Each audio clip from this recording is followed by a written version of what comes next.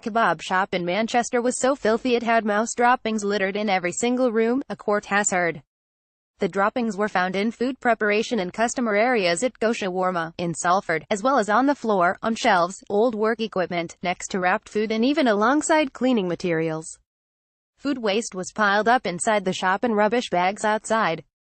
The situation was so grim the manager agreed to close the premises for 2 days to get on top of the problems, but then refused to be interviewed by council officers about the offence. England fans tear it up after World Cup penalty victory over Colombia. Abdul Razik Ahmad, the owner of the takeaway on Bury Old Road, pleaded guilty to failing to adequately control pests, failing to have adequate provision for the disposal of waste and failing to have a documented food safety management system. He was fined a total of £2,250 in order to pay £1,000 costs and £75 victim surcharge when he appeared at Salford and Manchester Magistrates Court on June 19. The court heard that on May 23, 2017, an environmental health officer from Salford Council visited the shop after inspectors noticed it had changed hands. The new owner had not informed the council of the change in ownership.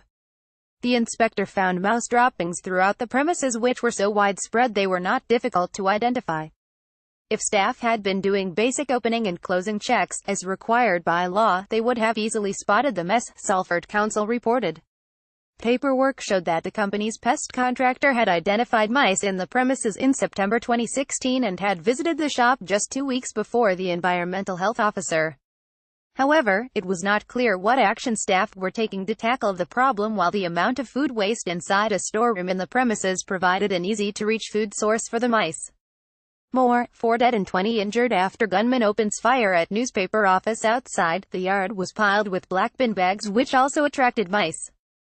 The owner said since taking over the business in December 2016 he had tried to set up a trade waste contract but had been let down by a company.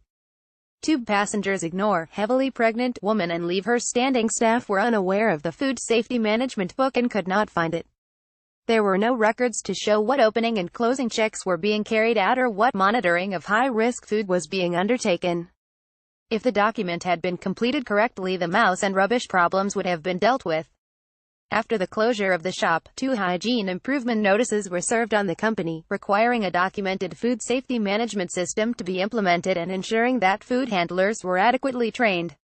The company did comply with these notices, standards improved and it currently remains open.